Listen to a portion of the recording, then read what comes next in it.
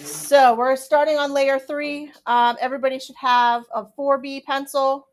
Remember, you look right here for the alphanumeric designation, and then a blending stump and some kind of eraser, like a little pink eraser. Okay.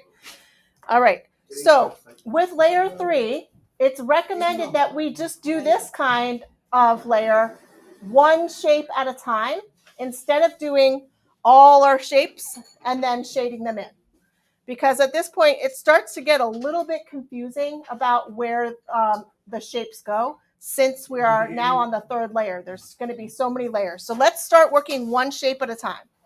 And this time, we're doing more shapes inside the darker layer 2 shapes, okay?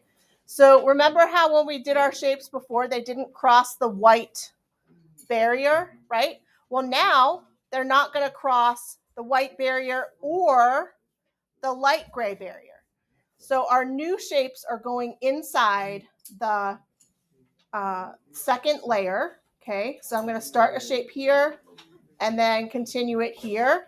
Again, I'm keeping these big enough so I can do a whole nother layer later inside this one, because remember, we're going to have a fourth layer after this. So now you see this shape is big enough to hold another shape in it later when we get to our fourth layer. Okay, so we're going to do this one shape at a time, and we're going to do it the same way we did our first two layers. We're using a 4B pencil now, which is darker than the HB pencil we used for our last layer. We're going to, just like we did before, shade it in a little bit darker than our last layer.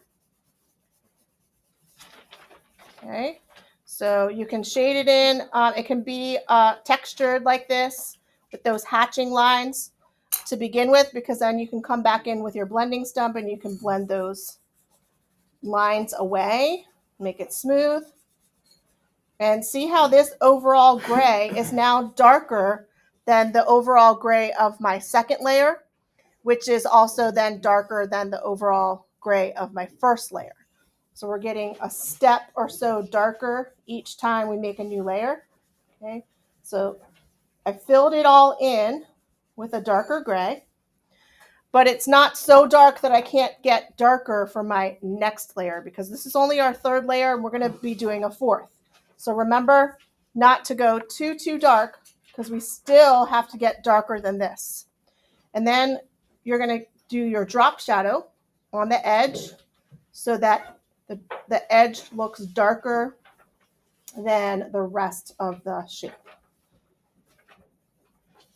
Okay, so you just add a little bit more graphite there, layering on top of what you had before, making the very edge darker and then fading out. You're going to do that value gradation, fading out into the medium gray that's in the middle of the shape.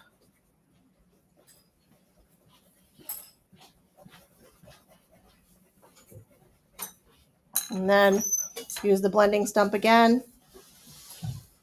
And not only will I smooth out this shading, but I'll also use it to create that transition, that smooth transition or gradation from dark to light. Right now it looks like a line between dark and medium, but when I take the side, so I'm not using the tip, I'm using this area right here on the blending stump, and I'm going to use some good pressure and like a circular motion, almost like you're scrubbing, and that creates that smooth blend between the darker and the lighter values.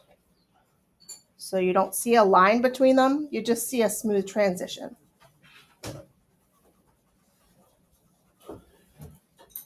Okay, so that part's done. Come up here and do this.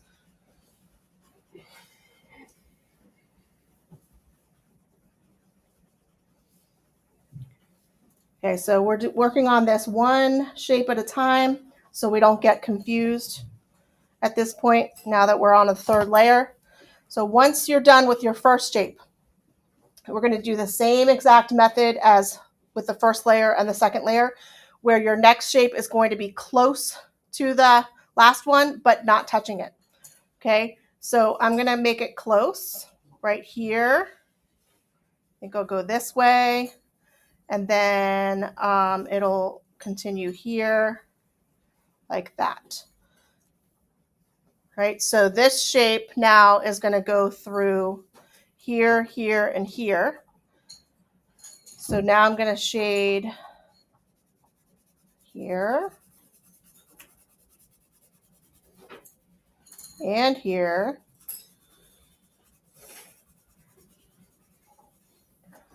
And here. Again, these spaces are big enough that I'm going to be able to fit another fourth layer in here after we're done with the third layer. Just trying to get enough graphite in here that when I blend it, it'll be a gray, the same value as this one in the middle. And we're using the 4B pencil for this layer so that when we get to our fourth layer, we can use the 6B pencil and it'll be darker than that in the middle.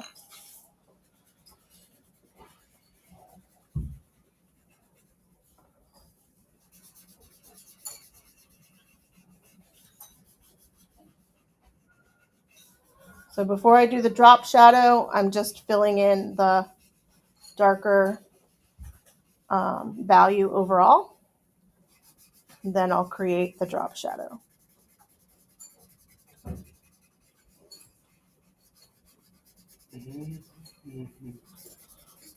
Each time, excuse me, each time you make a new layer, it's going to not take as long as the last layer that you did because we're working in a smaller space each time. And now I don't need to create another drop shadow here because see, there's already a drop shadow there and there's already a drop shadow here. I only need to create drop shadows on my new lines. So here and here are where my new lines are. And that's where I have to create the darker edge or the drop shadow.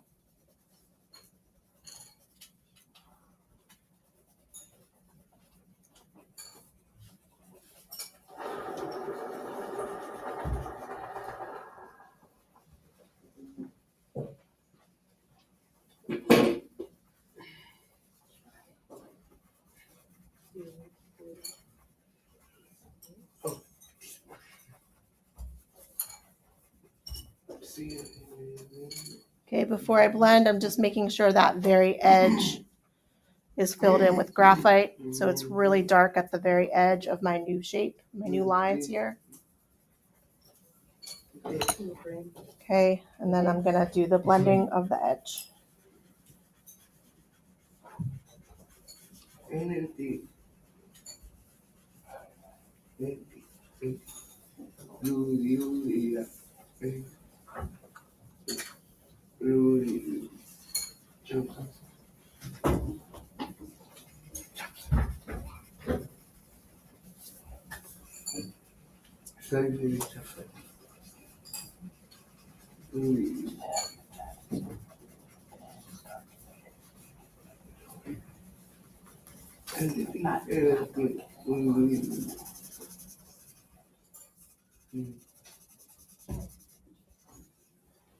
Okay, and just use your eraser then to erase any smudges and any extra little bits that got out of the lines where you didn't want them to go.